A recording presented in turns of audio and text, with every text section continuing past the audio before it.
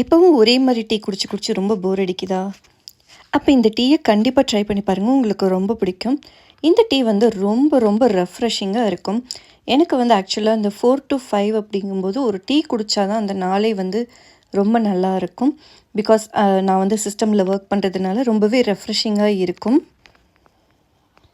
So அதுக்கு வந்து ஒரு குட்டி துண்டு பட்டை, ஒரு ஏலக்காய், ஒரே ஒரு கிராம்பு எடுத்திருக்கேன். நான் வந்து ஒரே ஒரு டம்ளர் டீ மட்டும்தான் போட போகிறேன். ஸோ கொஞ்சம் குங்குமப்பூ, இது வந்து ஆப்ஷனல் தான். ஸோ இது எல்லாத்தையும் நல்லா தட்டி எடுத்துக்கிட்டேன். நான் யூஸ்வலாக குடிக்கிற ஒரு டம்ளர் தான் இது. ஸோ இதில் தான் வந்து ஹாஃப் தண்ணியும் ஹாஃப் பாலும் எடுத்திருக்கேன். ஸோ அதை வந்து ரொம்ப கொதிக்க விட வேண்டியதில்லை. ஃபஸ்ட்டு வந்து அடுப்பு மேலே வச்சுக்கலாம். தென் நம்ம தட்டி எடுத்து வச்ச மசாலா பொருட்களை போட்டுக்கலாம். லைட்டாக வந்து சூடாகும்.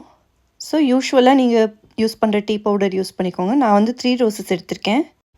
எனக்கு வந்து டீ ஆகட்டும் காஃபி ஆகட்டும் கொஞ்சம் ஸ்ட்ராங்காக இருக்கணும். ஸோ அதனால் நான் வந்து 1 டேபிள் ஸ்பூன் டீ பவுடர் வந்து ஆட் பண்ணிக்கிறேன். இது வந்து உங்களோட டேஸ்ட்டுக்கு ப்ரிஃபரன்ஸ்க்கு ஏற்ற மாதிரி நீங்கள் வந்து ஆட் பண்ணிக்கலாம்.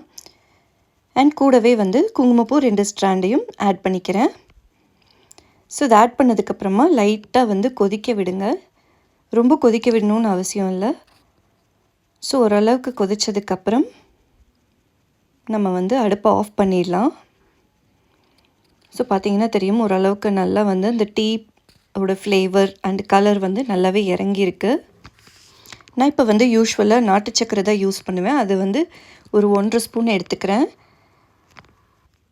அதை ஒரு டம்ளரில் ஆட் பண்ணிவிட்டு தென் நான் வந்து ப்ரிப்பேர் பண்ணி வச்சுருக்கிற டீயை நல்லா வடிகட்டி இதே டம்ளரில் சேர்த்திக்கிறேன். 2 ஆற்றினோன்னா நல்லா வந்து ஃபோமெல்லாம் வந்து சூப்பராக இருக்கும். இந்த டீ கண்டிப்பாக ட்ரை பண்ணி பாருங்கள். உங்களுக்கு வந்து யூஸ்வல் டீ போர் அடிச்சிச்சு அப்படின்னா அந்த டைமில் இந்த டீயை வந்து ட்ரை பண்ணி பாருங்கள். தேங்க்யூ.